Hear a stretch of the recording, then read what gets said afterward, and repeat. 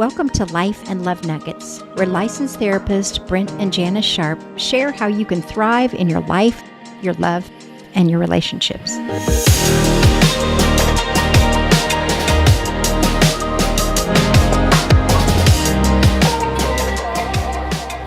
Welcome, friends. We're glad that you're back with us again for another moment together with Brent and Janis Sharp, Life and Love Nuggets.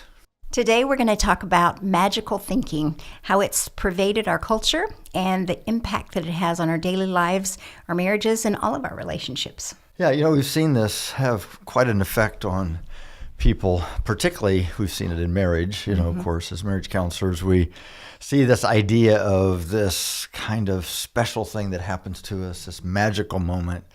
We've all grown up with this, from everything from Cinderella to Snow White to Beauty and the Beast, and there's Sleeping Beauty. Yes, there's all these moments where it's kind of like we get zapped, and this thing happens to us, and then that love is really kind of a happening. It's this very particular thing that takes place. Every romance movie we've ever seen lasts about 90 minutes. And, they fall in love, of course, a glance across the room, a certain kind of thing where they just feel this chemistry that happens. And that may even be an arguing. It might be, yeah. Really dislike each other, but you can tell there's some kind of chemistry going on there. So it all starts there, and then they start the relationship, and then, of course, they always have to break up at least once. Oh, sure. And then how many scenes someone chasing the other one to the airport? I mean, how many movies have we seen that in? And then the final scene is the wedding. And at the wedding, everybody looks happy, the dancing and the celebration, and the credits roll. It's assuming that now that we've met the right person, now that we've had this magical thing happen to us, that the next 50 to 60 to 70 years is pretty much a slam dunk. I mean, it's as long as you have that initial thing, as long as you got the magic, then the rest of life is going to be pretty easy. And obviously, as marriage counselors, we realize that's not exactly how this works. And even a couple that's been married for 44 years, we realize that this is not exactly how this works. I mean, in the beginning, it looks like at the wedding, and the pictures that they took, they're all smiles. Well, the wedding pictures I've seen, everybody looks happy. They look happy, and they don't anticipate that there's going to be challenges because, again, we found the right one. How many times have we heard in premarital counseling, yeah, I know other people have problems, but our love is different. Yes. We won't encounter any of that. Yes. And because they're still caught up in that sense of chemistry. And I tell you what, that has affected us a lot in our culture. And I think we've been soaked in that since we were little people. And we think then magically that if we have this experience, then life's going to be easy from that point forward. And now I would say when we met almost 50 years ago now. I really prefer to say 40-some years ago, even though I did figure up it was like 48 and a half years that we met. I still want to stick with it as 40-something until we get to 50. Let's keep going there. Let's keep going with that. But it did feel kind of magical to me. So shall I tell the story of how we met? Sure. Okay. So we met waiting in line to get our pictures taken for the yearbook our freshman year of college. And I flirted with him, and he did not pick up on it at all. It went way over his head. So I decided at that point, okay, forget him. There's a lot of other people out there. Now, I have come to appreciate that quality in a husband, that he doesn't pick up on the fact that somebody is flirting with him. But we ended up going separate ways, obviously, and dating other people until eventually he saw the light and we got together. I remember the day sitting in the cafeteria, looking out the window, saw you coming out of the post office. I knew you, of course, but I just saw you differently, and I saw you kind of bouncing, walking across the sidewalk there, and I thought, oh my. You were smitten. I was smitten. And so once I finally got it, it did feel kind of magical, and yet we realize that just magical doesn't last. Yes. Studies tell us that we all get about 18 months of a natural high. And again, we do a lot of premarital counseling. And so couples are usually still in that 18 months. Yes. We always say that, as a marriage counselor, I have a couch and a love seat, because sometimes married couples don't want to sit on the same couch. But if we were just doing premarital counseling, all we need is kind of an oversized chair. Yes. They sit so close to each other, and they would probably be happy with one's legs up over the other one's. I mean, it's just... Yes, sometimes you want to pry them apart. Okay, let's talk here. Yes. And so what is this? I mean, for some reason, we were designed this way, to have this sense of chemistry. I mean, there has to be something there. I think one of the real dangers in that is that we see love or being smitten like a cloud. Like the cloud comes in, like you were sitting in the cafeteria, you saw me, and the cloud came over you, and suddenly you were smitten. Yes. And so it gives us this idea of, I have the in-love cloud. And what we hear a lot of times in marriage counseling then is people go, well, I'm just not in love with them anymore. Like that cloud has gone away. But that's not what love is really about. Yeah. And so it's a thing. I think, again, we had to be designed this way or we would be attracted to every single person that walks down the street. I mean, that would be cumbersome. Awkward. Okay? That'd be awkward and difficult. And yet, that initial chemistry, which we found, studies tell us we all get about 18 months of that again, where it seems easy, love seems easy, it seems magical, but everybody's going to come off of that high. And unfortunately, we've made a whole philosophy of marriage and life and relationships based on that initial chemistry. Again, it had to be. It was a thing, and we have to acknowledge that. But it's how do we take that thing and move beyond that and not get caught up in that? Because in my experience, again, as doing premarital counseling, we're just trying to get them to face some kind of reality. It's to look at life is going to have its challenges, and we need to face that. And when I talk to them, some of the couples just kind of roll their eyes. Again, yeah.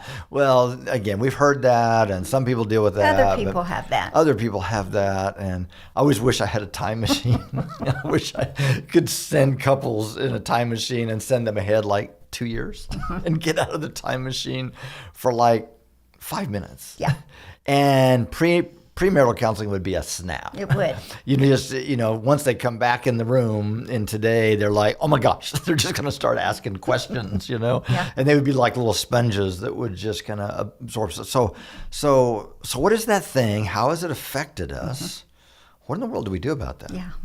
Well, I think that magical thinking is in all of our culture. I mean, we talked about this some when we talked about the holidays, being with your family for the holidays.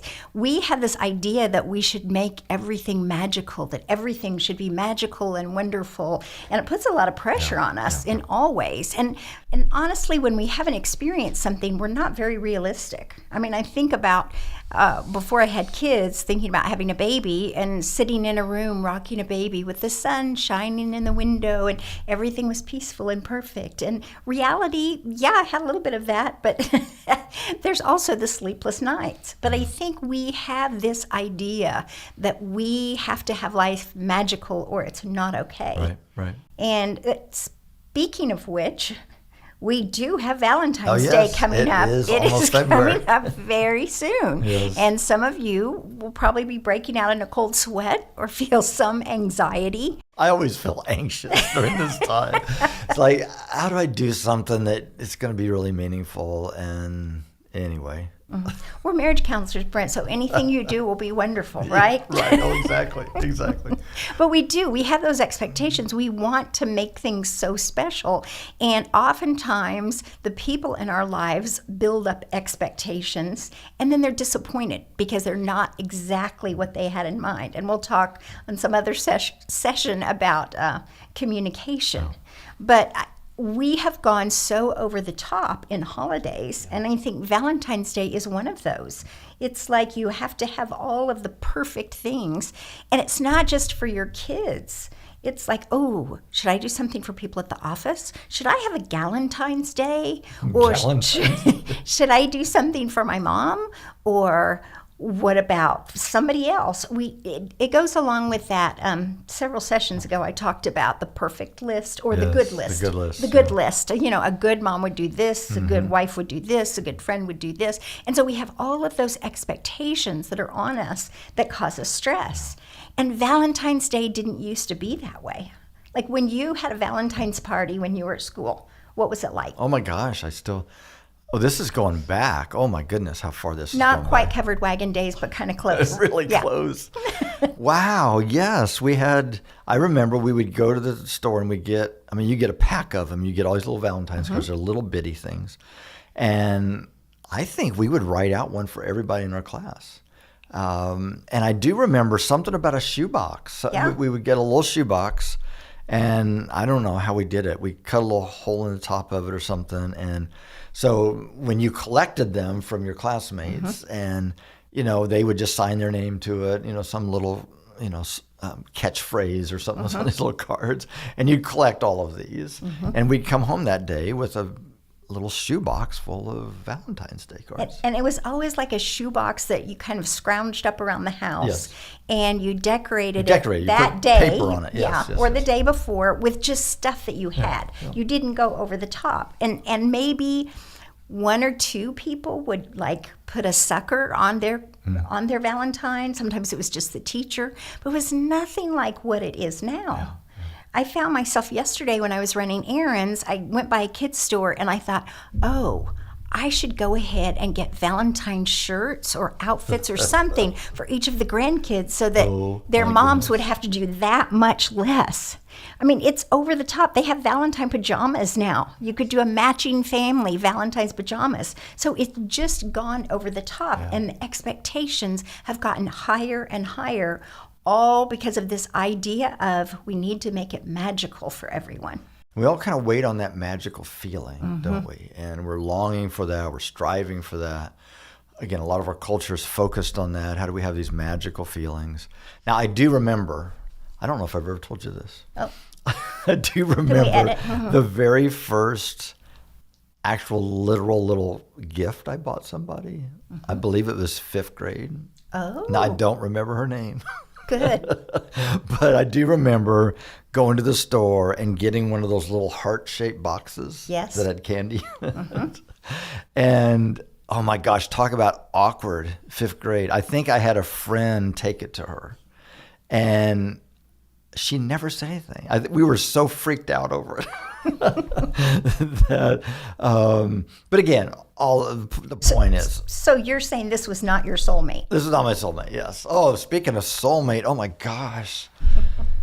This idea of soulmate has become a big deal. It really has. In our culture. And I have nothing against the organization that kind of uses that, right. The dating organization, and doing good things there, I'm sure. But that idea of soulmate is that we have this one and only person in our life. Talk about magical thinking. It's kind of like we're born and we have a little serial number behind our ear. And we're just like trying to find the matching serial number. We have a lot of people that we see that in them. They're just, I need to find this person. Right. Now, in our faith training, in our Christian world, we kind of spiritualize this, and this is God's person for our life. Right. And so we just add that kind of language to it. But I've been waiting all of my life to find this person because there's only one match. Incredibly magical thinking. Yes. The problem is the whole idea of soulmate does not have any kind of Christian foundation to it. It actually comes out of Greek mythology. It's a kind of strange thought, is that now in Greek mythology, humans were kind of two people back to back. So kind of like a male and a female back to back. And they had 2 faces and 4 arms and 4 legs. And they did say that they could move really fast because they kind of moved like a wheel. Oh, wow. They kind of spun. And Zeus, who was kind of the big god, the main guy, thought that humans were becoming too powerful. He was afraid that they were going to start invading the world of the gods and kind of start trying to take over and so forth. So he had this idea that he would slice them down the middle. So he would slice them into two. And because, again, they're part of each other, they are going to spend the rest of their life walking around trying to find the other match. Yeah. And that would keep them busy. And so the gods thought that if we can just keep them busy doing that, if they're going to do everything in their life to try to find that one person, then they're not going to bug us anymore. And it'll take the energy out of what they're doing, and we don't have to worry about them anymore. So it actually comes out of Greek mythology. Yeah. It's not a thing that's a legitimate thing of truth. And so, but I think we've all been caught up in that thinking. Now, I have to say again, when I first met you, so what this is suggesting is that there may be more than one person in our life that even is brought by our life that we encounter that could be good mates. Yeah. I remember when this first came up in grad school. Yeah. And we were debating, we were talking about it. We were young, we were 21 or something. And you were talking about, there could be several people in the world or a number of people in the world that you could be happily married to. Or you said, I could be happily married to. And I'm like, well, I believe you're the only one for me. I don't know if you believe that or not. You may have several other people. Took all the romance out of our whole experience. It took all of that right then. But then, of course, as I've gotten older and as I've done counseling for so many years, it's like, there are a number of people that I could possibly be happy with. Exactly what that is. Once we choose each other, we are the one. We become the one and only. Yeah. And after 44 years of marriage, I can't imagine. I mean, I've spent all of my life encountering, in some way, coming across the paths of other women. I can't imagine anybody. Nobody holds a candle to you. You're amazing. And I can't imagine. Let's just talk about that for a long time. No. I can't imagine anybody that I could have been with. But the reality is it was a choice. And that idea, I think, is so important, that love is a choice, that it's not just this thing that happens to me. And boy, I see this affected couples in premarital counseling all the time. And I kind of see them come from these two different kind of philosophies. One, again, is I've found the one, and it's magical, and I've been waiting all my life to find the one. And the other is, this is a really amazing person that I'm thinking about choosing them as a spouse. And I see that the way that they operate in their relationship is totally different. Those that are magical thinkers, when they bump into problems, oftentimes I see this, oh my gosh, how many times? Oftentimes their response is, oh my gosh, I don't feel the same feelings. Therefore, must have picked the wrong one. Yeah. I thought that's on the serial number. I thought that was a Z, and it was an E. I missed it. I got the wrong person. And then they go wandering off trying to find somebody their else. other one again. And they don't put as much effort into it. But those that realize that love is a choice, that this is something that God gives us a choice to choose someone, then they start bumping into problems, and it's like, hey, I chose this. We got to figure this out. Let's bear into this. Let's roll our sleeves up. Let's figure this out. So we wrote a book several years ago called The Making of a Marriage.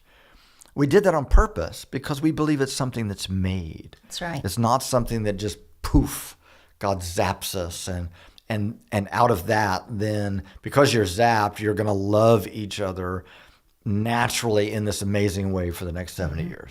I think the other thing it sets us up for, if we think there is one, you are my perfect one, then it sets us up for this idea of, well, if you love me, if you're the perfect one, you should know what I need without me having to tell you. I mean, how many times have we heard that in marriage counseling? Well, I'm not going to tell him because he should know what I need, or she should know what I need. But really, marriage takes communication and it takes work. It's not because we found the right one, everything is going to be perfect forever.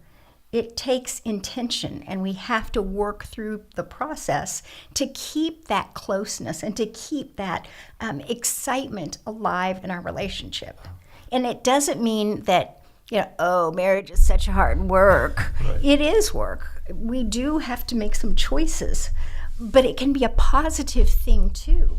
I mean, remember, I'm the one that talked last week about awe. Yeah. So it's not like, life is terrible because now I'm married. There's a lot of good things, and there's a lot of ways that we can enjoy our relationship and have a really positive, exciting relationship.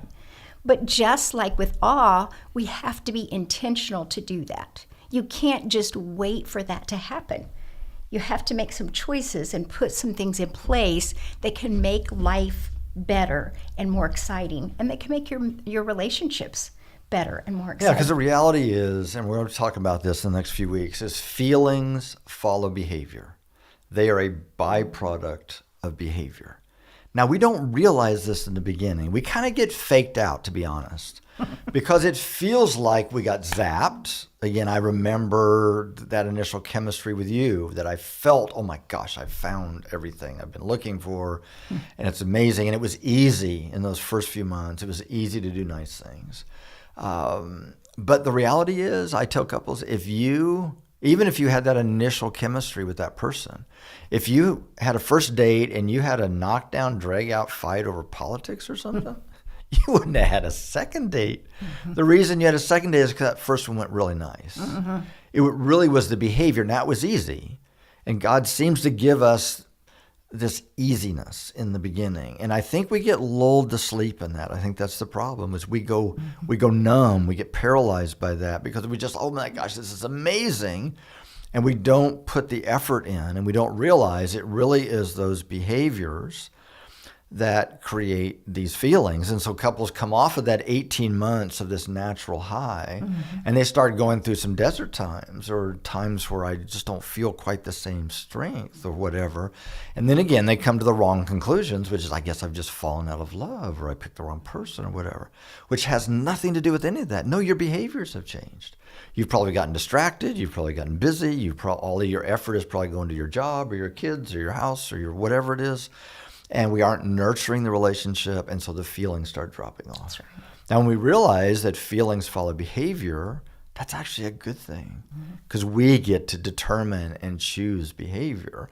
And if we can learn to choose the right kind of loving, nurturing kind of behaviors in our marriages, and really in all relationships, then those feelings come alive, because God blesses us with these really nice, wonderful feelings as a byproduct. But I think we get all that backwards. I think we get it confused, and we come up with wrong conclusions. And that's true of all of our relationships. I mean, we have to be intentional in all of our relationships, whether it's friends, whether it's neighbors, whoever it is. We make a choice to reach out to people. I found during and after the pandemic, especially lately, I've had a number of people say, gosh, we just don't have any friends. I think we lost our friends in the pandemic or something. Yeah. We don't have any. And one of our friends recently said, it's because we're all home watching Netflix or Prime. We're on those series, so we don't want to go out with anybody. But we really have to be intentional. And so I find myself telling clients more and more, you've got to be the one that calls your friends. You've got to send people text. You've got to say, hey, do you want to meet me for coffee? And be persistent to really reconnect in those relationships, because they're not going to just happen to fall in place. It's not going to be a cloud that comes over someone that they want to be friends with you.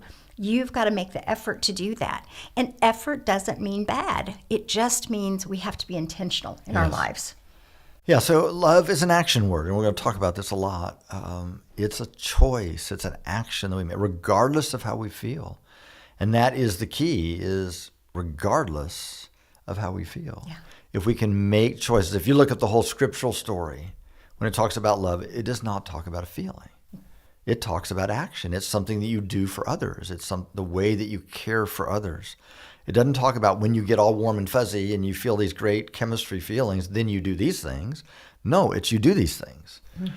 C.S. Lewis has a really great quote, and now he's talking about how to deal with your neighbor. But I think it's so appropriate. Or work colleague or friend or spouse. And it's so important, I think, in all relationships. But he said, don't worry about whether you love your neighbor or not. Treat them as if you do, and then presently you will come to love them. Oh, that's huge. What a statement is that? And so it is a choice. It is an action. Now, again, God blesses us with really nice, warm, close, connected feelings when we get into this rhythm. And so for the next few weeks, we're going to be talking about how can we make intentional what was naturally inspirational. I mean, we were all inspired by this. If you've fallen in love, you know that initial inspiration. And what seemed easy there, how do we take that and the way that we cared for each other? Because we were just, in those beginning months, we were just falling all over ourselves, doing nice things for each other. I mean, it was just easy. Sure. Right? And I'll leave a note on your car because you're working late. Oh my gosh, yes, I'll drop a coffee drink off to you and, go out of my way to do that. And we didn't have to try to do that. We didn't have to determine to do that. We didn't have to let us know we needed that. We were just kind of inspired to do that. But how do we now take what was naturally inspirational and make it purposeful so that we can build this sense of love and depth and strength and camaraderie and partnership and all of those things that we all long for? But how do we be intentional about them? So we're going to talk about that in the next few weeks. We're going to give you some very practical strategies that if you can begin to purposely choose these kinds of behaviors and how you care for people, then it's going to be a blessing. You're going to find strength and energy and life and vitality in all those relationships. We will always talk about tools because we need practical things. It'd be nice to say, no, we know how to do all of this. That's kind of like me saying, I can play golf because I have golf clubs. No, I just have the clubs. Or, I'm in shape because I've gone into the gym. No, we need those specific tools and how to do them. And that's what we really want to work on, is giving you practical tools to help enhance your own life and all of your relationships. Yeah. And so we've always had these two roles in our life. We pastored for many years, and then we've also been counselors for many years. And it was kind of nice to be able to stand up on a Sunday and kind of be inspirational. I didn't worry about whether they got it or not, or what they did with it. But as counselors, we've learned real quick that if what we share with people doesn't really work tomorrow, then they come back next week and go, well, that didn't work. You got any other ideas? And so you're going to see that we're going to give you some very practical steps of things that you can choose to do, again, regardless of how you feel, things that you can choose to do that can make a difference going forward. So as you go into your week, we encourage God's blessing and speak that over you, and we trust that you'll go in peace. The Life and Love Nuggets podcast should not be considered or used for counseling, but for educational purposes only.